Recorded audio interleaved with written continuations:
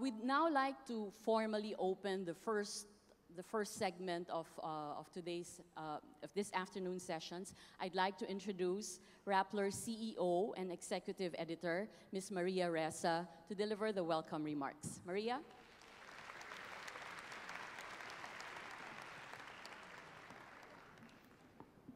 Thank you. Wow, we moved from that little room downstairs to this.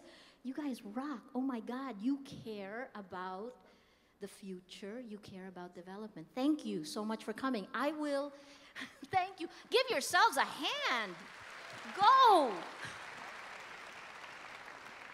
I want to quickly, before we give you to our amazing speakers that are coming up to tell you what they're working through to make the future better, show you where we are.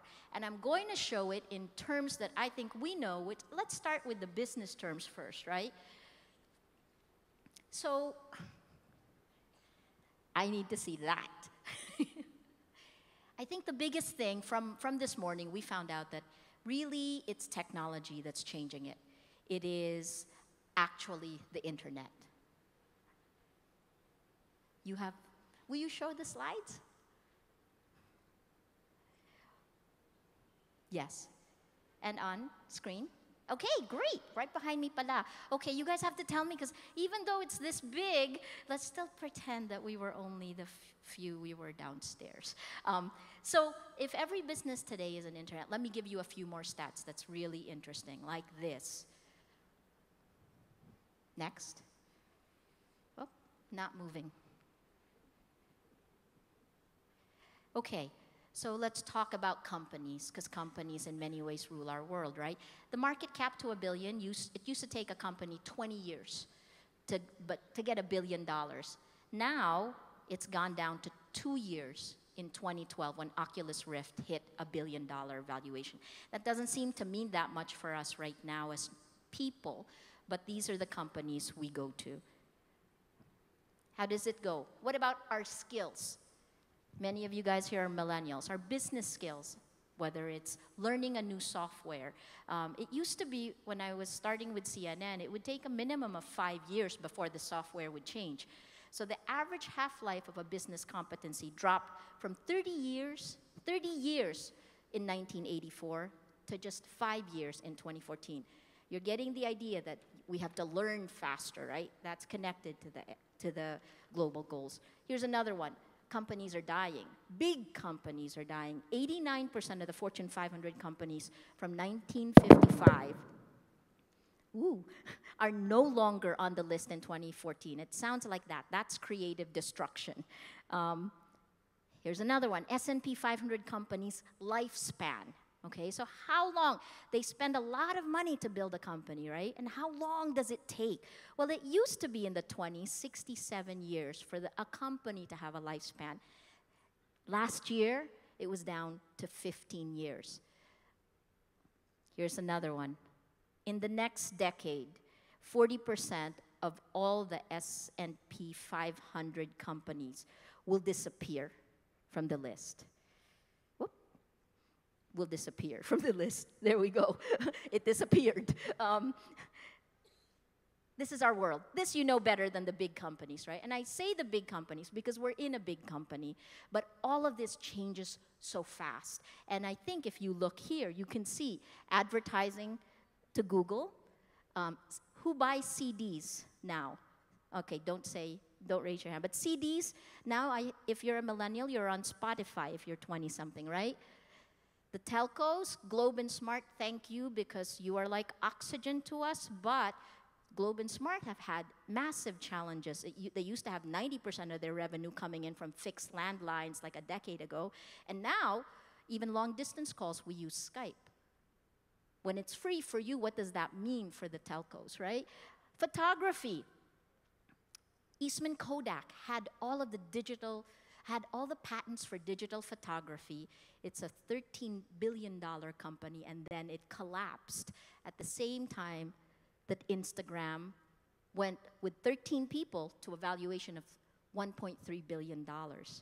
That's probably, I mean, you can see all of the other things there, and I want to just set this landscape and give it to the people who actually have to do something about this in the public sector. Good thing we still see our friends. It's very nice to be together with you now. But we see them all on Facebook all the time. So software is eating the world. That is what is changing. And then here's the key thing. This is the curve. One more time. This is it.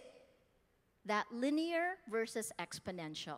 So we're used in the old world, our companies can grow or our efforts can grow in a linear manner. But with technology, that curve that goes like this, people call it the hockey stick. That is a norm. That's a norm for companies like Airbnb, a hotel chain that has no hotel rooms, or Uber, a taxi company that owns no cars, right? This is the world we live in today. Rappler tried to redefine media a little bit, but we're not quite in that hockey stick. We're somewhere in that middle period of disruption. So here's the challenge. The challenge is, if you're working in development, if you want a better country, how can we take these ideas and actually, click again, doesn't work, use it for development, right? So you're going to hear now about a world where hopefully opportunity, jobs can come your way faster. You can learn faster. You can gain wealth faster. You can have opportunity, and then the part that comes with it is justice. And the first person to tell us about the way the world works right now, because he has to deal with it daily at the Senate, how can legislature move at the pace of change that's happening? You'll hear from Senator Bam Aquino right after me. Next again, this isn't working. And then we have to hear from Chief Justice Maria Lourdes Sereno. She's done things with technology that you may not know about that actually will help our system dispense justice for all. And here's the fun part, right? Now we are imagining what 2030 now is going to be. She is the perfect person to talk to us about this because not only is she a woman, one of the global goals of gender equality, but she will still be Chief Justice in 2030. So hashtag CJ Pasisereno in hashtag 2030 now. The Sustainable Development Goals, you'll hear about this from Ola. He'll come back up again. And these are real. You're going to commit to them, I hope, the same way we did outside. And then finally, I'll leave you with this. We have to connect all of this with leadership, with I'm going to jump in. How are you going to choose your candidates? It can't just be because you like the sound of their voice, or you know someone who knows someone who knows someone who knows them. What about if we connect it to somebody who will promise to end poverty in the 6 years or in the 3 years they're in office, or somebody who promises to give us internet, right? I mean, these are some of the things. It is about leadership. Let us imagine 2030 now. If you walk out of here and it is 2030 now, what kind of Philippines do you want to see? I'm going to leave you with just one last slide. A week ago today, one of the Rapplers, a very young investigative reporter, died at about this time. He was 45 years old. And Rapplers have been working around the clock to make our collaboration happen, to bring this to you today. But I want to just take a moment before we dream of the future to think about Aris Rufo and the work he's done. Rapplers, you can stand up. Let's just take a moment and say thank you, Aris. He always wanted to see a better future. We're going to keep working for that better future, and we hope that you come to it with us. Hashtag 2030 now. Hashtag global goals. Thank you.